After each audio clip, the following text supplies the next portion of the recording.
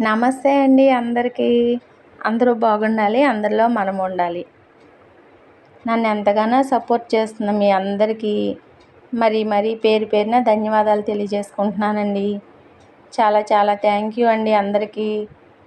మంచి మంచి కామెంట్ చేస్తున్నారు. స్పెషల్గా థ్యాంక్ యూ అండి. ఇంకా ఈరోజు పొద్దున బట్టలు వాష్ చేసేసాను కదా, బాగా ఎండిపోయినాయి అని చెప్పి ఇంకా తీసుకొచ్చేసి మడతలు పెట్టేస్తున్నానండి. ఈ సోఫాలు వేసేద్దాము, కవర్లు ఉతికాను కదా, నెల అయిపోయిందండి ఉతికి. అందుకే ఈరోజు వాష్ చేశాను. ఎక్కువ వాడేది ఉండదండి మాకు, అందుకని చెప్పి ఇంకా అప్పుడప్పుడు ఉతుకుతూ ఉంటాను. బాగా మాపుగా ఉన్నాయంటే వెంటనే ఉతికేస్తాను. పని మనం బద్దకిచ్చామనుకోండి, రెండో రోజుకి మళ్ళీ అది డబల్ అయిపోతుంది. అందుకని చెప్పి ఎప్పుడు పని అప్పుడు నిదానంగానైనా చేసేస్తాను. ఉన్నంత వరకు ఉంచును. అక్కడికి ఇంకా చాలా పనులు ఉన్నాయండి చేయాల్సినవి. ఎన్ని పనులు ఆ పని చేద్దాం అనుకుంటున్నా కూడా ఆ రోజు అవ్వట్లేదు. ఏదో ఒక పని ఎక్స్ట్రా పని అయిపోతూ ఉంటుంది. ఇక బద్దకిచ్చుకోకుండా టైం వేస్ట్ చేసుకోవడం ఎందుకు, ఎప్పుడు ఏదో ఒక పని చేసుకుంటూ ఉండాలండి. రెస్ట్ తీసుకునేటప్పుడు రెస్ట్ తీసుకుంటాం కదా, ఇంకా అందుకని చెప్పి ఉన్నంతలో ఏదో ఒక పని అవుతూ ఉంటుంది కదా. ఇలాగా తీసుకొచ్చిన వెంటనే మడతలు పెట్టేస్తే ఫోల్డింగ్ మంచిగా నీట్గా వస్తుంది.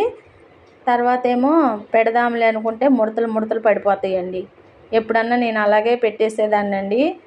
పని అవ్వకో లేదా మడత పెడదాంలే అని కొంతసేపు అలా వదిలేసేస్తే ఇక తర్వాత మడతలు పెడుతుంటే ముడతలుగా అసలు బట్టలు ఈ ఉతికిన బట్టలేనా అన్నట్లు ఉండేది. అందుకని చెప్పి ఇక తీసుకురాగానే మడతలు పెట్టేస్తానండి. ఎప్పుడు ఎక్కువగా ఉంచను అసలు, ఎప్పుడు సర్దేసేసుకుంటాను.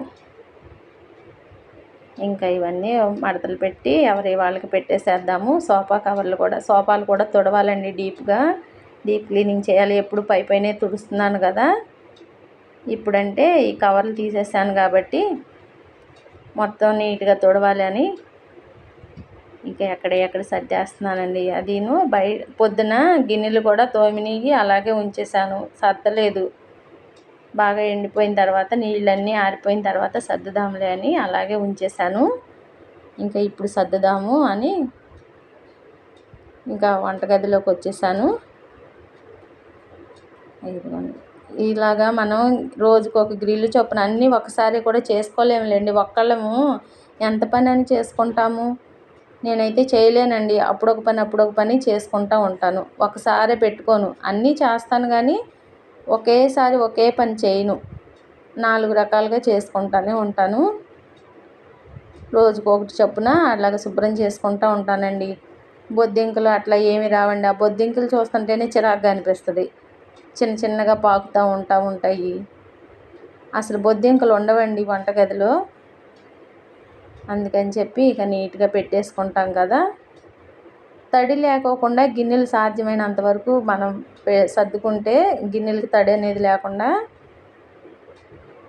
ఆ పురుగులు కానీ బొద్దింకలు కానీ చాలా వరకు చేరవండి. అందుకే షింక్లో కూడా ఎప్పటికప్పుడు నీట్గా పెడతామండి. ఎందుకంటే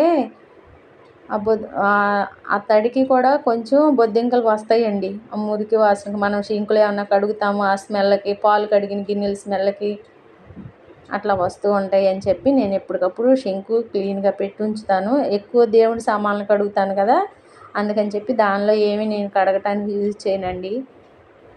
ఇక బాగా వర్షం వస్తుందంటే ఏదో చిన్న గిన్నె చిన్న గ్లాసు కడగాలంటే అంతేగాని ఇంకా అక్కడ కడగనండి షింక్ దగ్గర. ఇంకా అయితే ఇప్పుడు మాప్ పెడుతున్నాను కదా, ఊడవాలి. అసలు అయితే దీపారాధన ఉందని చెప్పి అలాగా మాప్ పెట్టేస్తున్నాను. అదొకటిను. అది ఆ తలుపు దగ్గర బండ ఉంది కదా మా కబోర్డ్లో, అదొకటి ఓపెన్ చేసి ఉంచుతానండి. దాని గురించి మీకు ఒకరోజు చెప్తాను నేను ఎందుకు అలా ఓపెన్ చేసి ఉంచుతాననేది. ఇక ఇంతలో సాయంత్రానికి టిఫిన్ చేయాలి కదా, అంటే ఇంక భోజనం తినమండి. అందుకని చెప్పి కొంచెంగా గోధుమ పిండి కలిపేస్తున్నాను. మష్రూమ్ కర్రీ ఉంది కదా, ఇంకా కూర దీనిలోకి సరిపోతుందిలే, బాగుంటుందని చెప్పి ఇలాగ గోధుమ పిండి కలిపేసి ఏమీ కలపనండి నేను, ఉత్త నీళ్ళతోటే సరిపడినంత సాల్ట్ వేసేసి ఇలాగ కలిపేసి, మరీ లూజ్గా అయినా మళ్ళీ పిండి వేసుకుంటూ ఉండాలి, మరీ గట్టిగా అయినా కూడా చపాతీ సాఫ్ట్గా రాదని చెప్పి సరిపడినంతగా కలిపి ఒక అరగంట సేపు పక్కన పెట్టేశాను. ఇంకా పాలు తోడేయాలని చెప్పి పాలు కూడా కాంచుతున్నానండి. ఇది సాయంత్రం కదా, ఇక ఈయన కూడా వచ్చారు. ఇంతలో కొంచెం కాఫీ పెట్టివ్వు, తలనొప్పిగా ఉందనంటే లైట్గా కొంచెం అంతే పెట్టించాను. ఎక్కువ తాగర్లేండి కాఫీ, ఎప్పుడన్నా అడిగితే ఇంకా కాఫీ కలిపి ఇచ్చేసాను ఇలాగా. ఇంకా నేనైతే అసలు తాగనండి. అంతకు ముందులో ఎప్పుడన్నా తాగేదాన్ని కానీ అసలు ఇప్పుడు అస్సలు తాగట్లేదు. ఒక సంవత్సరం నుండి కాఫీ టీలు మానేశాను. పొద్దున పూటే హార్లిక్స్ కలుపుతాను కదా, అవే తాగుతాను. ఇంకా చెరకు కొంచెం. ఇక ఇవన్నీ ఇచ్చేసిన తర్వాత ఇదిగోండి ఇలాగ ఇచ్చేసాను. ఇంకా సోఫాలో కవర్లు వేయాలి కదా అనుకుని మర్చిపోయానండి, అక్కడే పెట్టేశాను. మళ్ళీ ఇంతలో ఈ వంటగదిలో పనిలో పడిపోయాను. ఇంక ఇక్కడికి వచ్చేసి మంచిగా ఈ సోఫాలన్నీ సీట్ల కింద అంతా తుడిచేసేసి శుభ్రంగా, అసలు ఎంత దుమ్ము వస్తుందోనండి, ఏంటో అర్థం కాదు ఈ దుమ్ములేంటో మరి. అందుకని క్లాతులు కూడా అంత దుమ్ము ఉంటుందా అనిపిస్తుంది. అయితే ఇంకా ఎక్కువగా కూర్చోం కదా, ఎక్కువ యూజ్ చేయమని చెప్పి నేను కనీసం నెలకు ఒక్కసారి, లేదంటే మధ్యలో ఏమైనా పండగలు వస్తే పండగలకి అలా వాష్ చేస్తానండి. కర్టీన్లు కానీ ఇవన్నీ. బెడ్షీట్లు అలా అంటే 4 రోజులకు ఒకసారైనా ఉతుకుతూనే ఉంటాను.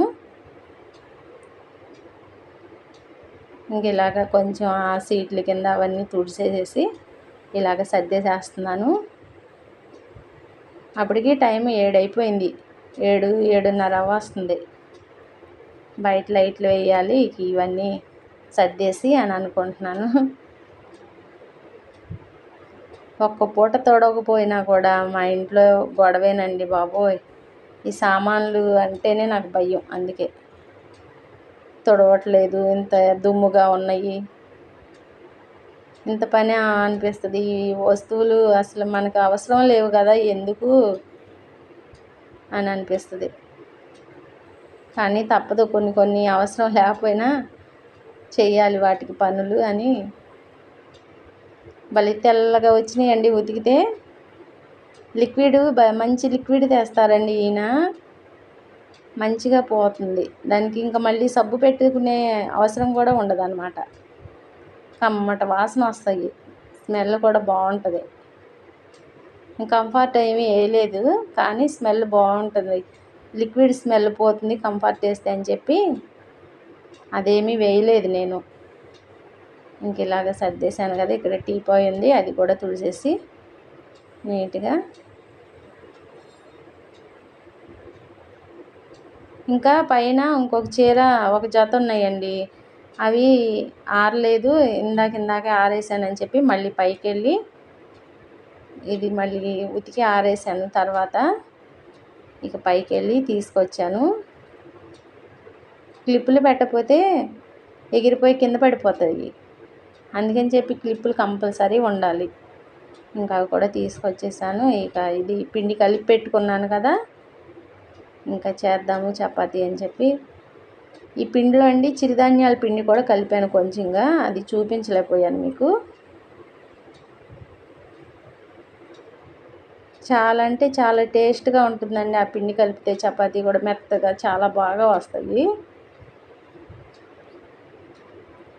ఇక ఇలాగ చపాతీలు ఇట్లా సరిపడినంతగా లూజ్గా కాకుండా మరీ గట్టిగా కాకుండా కలుపుకుంటే ఇలాగ చక్కగా సాఫ్ట్గా వస్తుంది చపాతీ. ఎక్కువ పిండి చల్లుకోకుండా ఇలా చేసుకుంటూ ఉంటే. అయితే మనకి పొరలుగా రావాలి అంటే ఒకసారి చేసిన తర్వాత సమోసా మడతలాగా 3 మడతలు అట్లా 4 మడతలు పెట్టేసేసి మళ్ళీ చేసుకుంటే రౌండ్గానే రావాలని ఏం లేదు కదా, ఏ షేప్ వచ్చినా మనమే కదా తినేది, ఏం పర్వాలేదు. చూడటానికి బాగోదు అనుకోవటానికి ఏం ఉండదు. అలాగా ఇలాగ చక్కగా పొంగుతూ ఉంటాయి, పొరలుగా కూడా వస్తాయి అన్నమాట. చాలా అంటే చాలా కమ్మగా టేస్టీగా మెత్తగా భలే బాగున్నాయండి. ఇట్లాగ కొంచెం కాలిన తర్వాత తిరగవేసిన తర్వాత మళ్ళీ ఒక్కొక్క చుక్క 2 చుక్కలు నూనె వేసుకుంటా. ఎక్కువగా నూనె వేయనండి చపాతీలో, అసలు నూనె లేకుండా కాల్చమంటారు. మరీ లేకుండా ఏం బాగుంటుంది, అదిగోండి పొంగుతుంది కానీ మీకు కనిపించట్లేదు. మరీ నూనె లేకోకుండా కూడా ఏం బాగుంటాయిలే అని చెప్పి నేనే కొంచెం అంతా 4 బొట్లు నూనె వేసి కాల్స్తూ ఉంటానన్నమాట. ఇక ఇదిగోండి పప్పు కూరతో తింటానన్నారని చెప్పి ఇచ్చేసాను. తర్వాత మష్రూమ్ కూర కూడా వేసుకున్నారు. ఉంటానండి.